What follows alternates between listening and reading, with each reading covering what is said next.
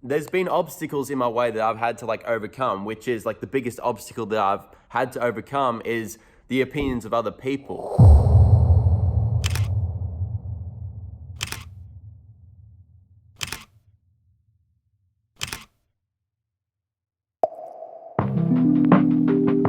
Hey guys, how you doing? My name is Michael Costa, photographer based out of Mississauga, Ontario, and the point of this channel is for us to learn and grow together as aspiring photographers. Now, with me being at only the beginning of my YouTube career, it only makes sense that I daydream about having a larger audience and being able to bring more value to more people. Now, someone that shares that mindset, shares that vision, is Hayden Pedersen. Now, I was very fortunate recently to have the opportunity to collaborate with him on a blog post, but this is basically going to serve as a video format version of that interview. So I'm going to repeat the questions that I asked Hayden to you, and then right after that, I'm gonna play his video answers. Let's get into it. I apologize, I'm gonna have to look off camera to get it just right. Your video titled "The Mindset You Need to Succeed" is arguably one of the most valuable pieces of content on your channel. How much of your success would you credit to just cutting out the external feedback, both negative and positive? So the video, "The Mindset to Succeed." This video, I think, like, it's not my favorite video on my YouTube channel, but I know that it provides a lot of value to people that watch it, because the thing is, the stuff that I talk about are life lessons that can be applied to literally everyone. Like, going on YouTube, it's literally probably like one of the most vulnerable jobs there are. Like, you literally put yourself out there in the world for the world to judge you positively or negatively in the comments, the like to dislike ratio. You're so vulnerable. And because of that, there's been obstacles in my way that I've had to like overcome, which is like the biggest obstacle that I've had to overcome is the opinions of other people, and not just the negative opinions, but the positive opinions. The ones where it's like, oh my God, like, you're amazing and all this. Like, they can really fuel your ego and they can really make you feel like you're on top of the world. And that's not a good thing, because that takes you away from reality, and it can make you feel like you're not a student anymore. It can make you feel like you're a master of something. And then when you think that you're a master, you feel like you're not willing to learn anymore because you think that you know everything. So it's literally the death of your creativity.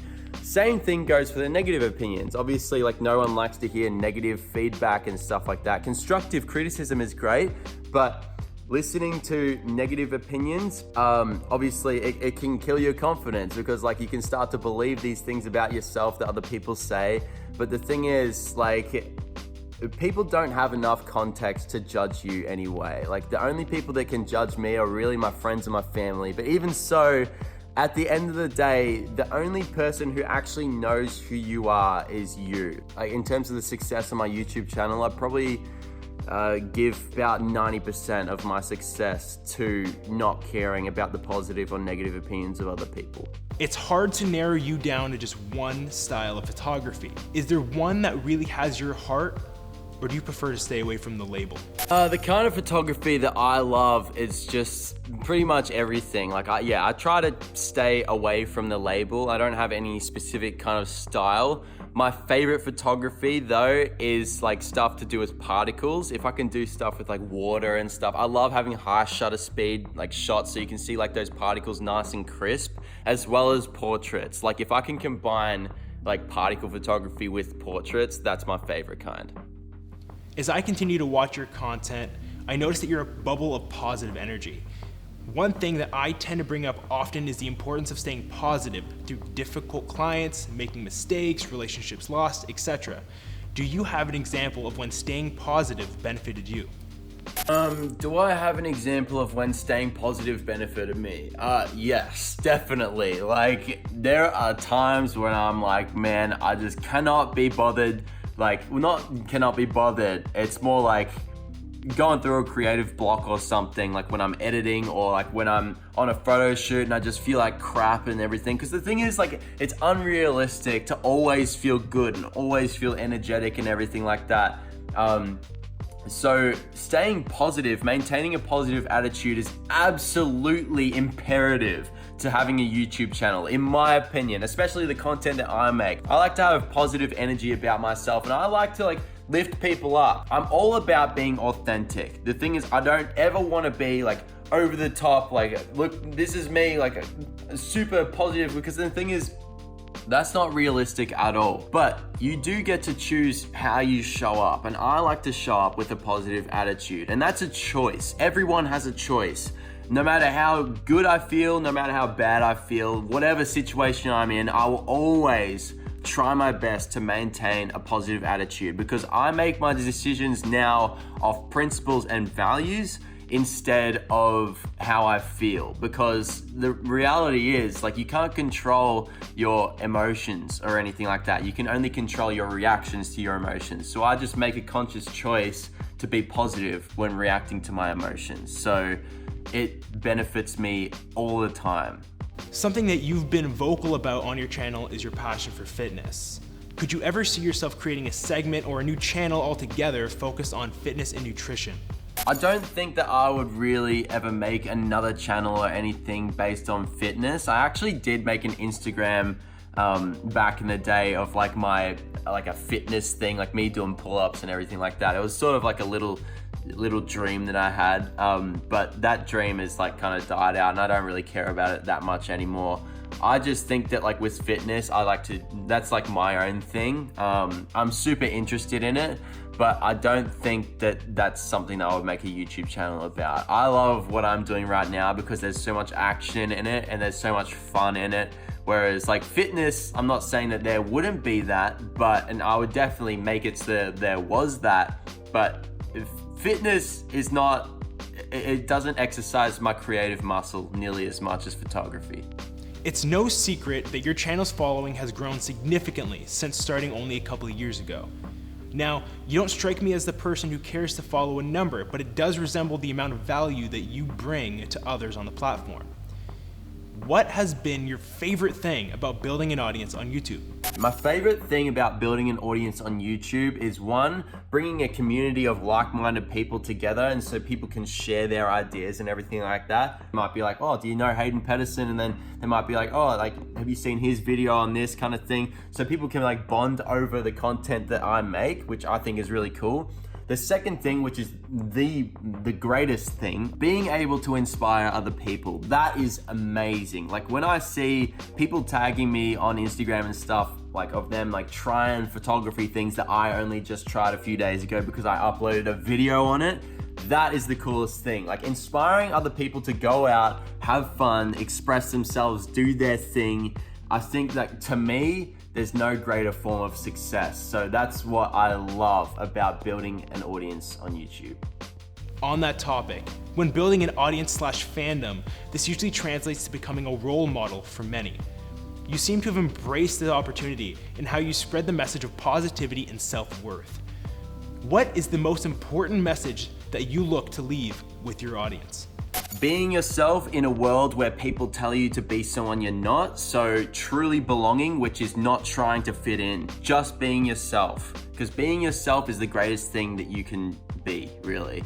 The second thing is having the courage to pursue what you want despite external circumstances like failure and the opinions of other people, because the combination of those two, well, at the end of the day, for me, it made me like very happy. So I want that for other people. And lastly, with you hitting a level of success on YouTube that is greater than most, what would you say has been the greatest negative and positive thus far? Two of the greatest positives of growing on YouTube are, well, one is the more your content gets out there, the more viewers and subscribers and stuff that you have, the more chances or potential there is of another potential, I've said that 100 times, creator seeing your content. If they see your content, then they might like message you on Instagram or whatever, and then you guys might be able to like meet up in real life and collaborate and become friends. So establishing connection is great when you grow on YouTube. Second thing would be inspiring other people. Obviously, like inspiring other people is the best, and the more you can grow on YouTube, the more that you know you're inspiring and impacting people, especially when your content is like positive. And like I like to try and make positive, uplifting, motivational, inspirational, fun content. And if people are surrounding themselves with that, then I know that can help change their perspective. It can help them take their life less seriously. They can have a bit more fun with life. And if people get that in their life, then that is great. And the more people that happens to, that's awesome. So growing on YouTube is great for that. Also, if that happens to them, then they might be inspired to do something about it in their own life, which creates a domino effect stemming from them to other people. So it's great for that. The greatest negative, I would say, is definitely the analytics on YouTube. It's very easy to get caught up in the numbers, the subscribers, viewers, likes, and everything like that. Especially when society really pushes this idea of success, which is growing. Like, it's all about the numbers.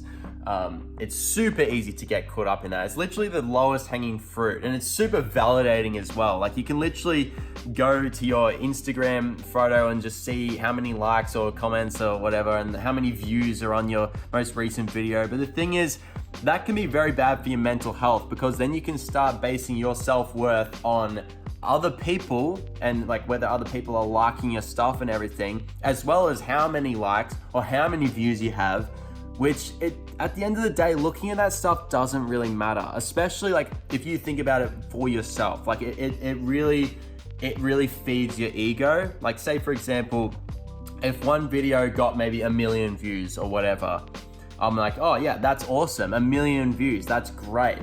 And then the next one gets 10,000 views, then you can be like, oh, like it didn't get 1 million views. You know what I mean? And that's if you think about it selfishly. And there's always a part of you that's going to be like sort of selfish, and like your ego is going to be like, oh, like damn, it didn't get 1 million views. Like, I try so hard to think about it for other people, and I am pretty good at it. Like now, it's taken a practice to get to this point. But there's still that little part of me that's sort of like, oh, like damn, like it sets you up for disappointment, you know what I mean?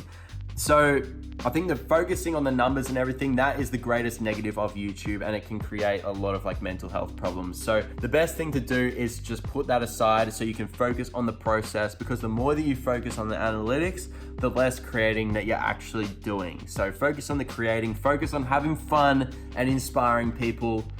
That's where it's at. And that's pretty much it. That's the interview. I hope you guys enjoyed it. With Hayden, I wanted to explore the mindset of a YouTuber that has recently found success, and this guy's definitely done that. He's recently hit 700,000 subscribers only 2 years in. He's averaging 450 subscribers a day.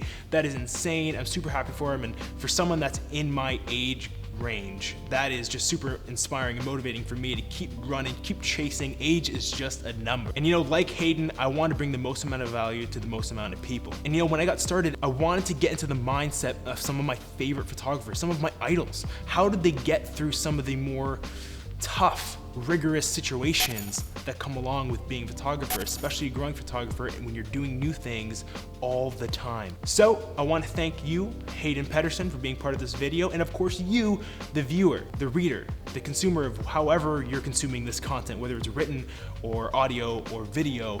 Thank you. Now there's only one more question, and that's for you. What creative would you like for me to interview next? Simple as that. Drop a comment down below. Don't forget to like and subscribe. But until next time, my name is Michael Costa, photographer based out of Mississauga, Ontario, and I'll see you around.